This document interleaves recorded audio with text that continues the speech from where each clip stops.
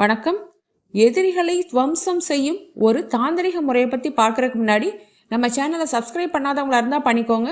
நான் போடுற எல்லா வீடியோக்களும் உங்களுக்கு வந்து சேரும். சரி, இந்த தாந்திரிக முறை என்னைக்கு செய்யணும் அப்படின்னா, அமாவாசை அல்லது சனிக்கிழமை அல்லது ராகு கால நேரம், இந்த மூன்றில் ஏதாவது ஒன்றை தேர்ந்தெடுத்து கொள்ளுங்கள்.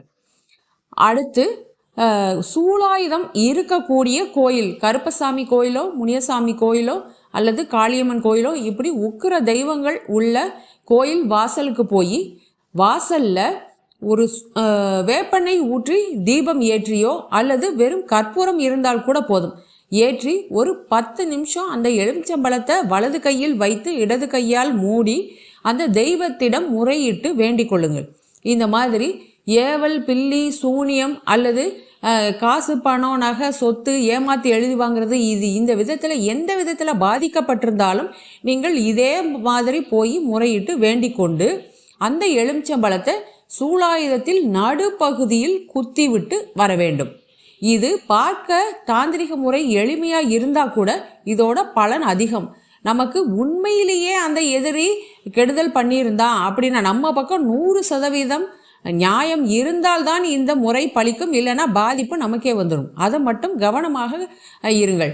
அதாவது நீங்கள் தவறே செய்யலை, எதிரி தான் உங்கள்கிட்ட பணத்தையோ நகையோ சொத்தையோ அபகரிச்சிட்டான், இல்லை பில்லி சூனியம் வச்சு உங்களை முடக்கிட்டா, இப்படி ஏதாவது ஒரு விதத்தில் பாதிக்கப்பட்டிருந்தால் இந்த தாந்திரிக முறை 100% பலன் தரும். அது மட்டும் உறுதி. அது எந்த தெய்வத்தை பொறுத்து, அவன் எதிரி செய்த தவறை பொறுத்து எத்தனை நாட்கள் அப்படிங்கிறது தெரியும். ஆனால் 100% பலன் கொடுக்கும்.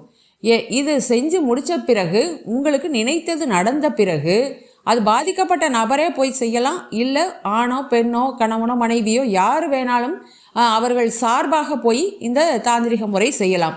செய்து முடித்து நீங்கள் நினைத்தது நடந்த பிறகு போய் அது ஒரு கடா வெட்டினாலும் சரி, அட்லீஸ்ட் ஒரு சேவல்னாலும் சரி, ஒரு கோழினாலும் சரி, ஏதோ ஒன்று பலி கொடுத்துடணும். எதுக்காக இப்படி பலி கொடுக்கறதுன்னா, சம்பந்தப்பட்ட எதிரி வீட்டில் இருக்கும் அப்பாவியான யாரும் பாதிக்கப்படக்கூடாது. அதற்காகத்தான் இப்படி பலி கொடுக்க வேண்டும். இதை பயன்படுத்தி பயன்பெறுங்கள். நன்றி, வணக்கம்.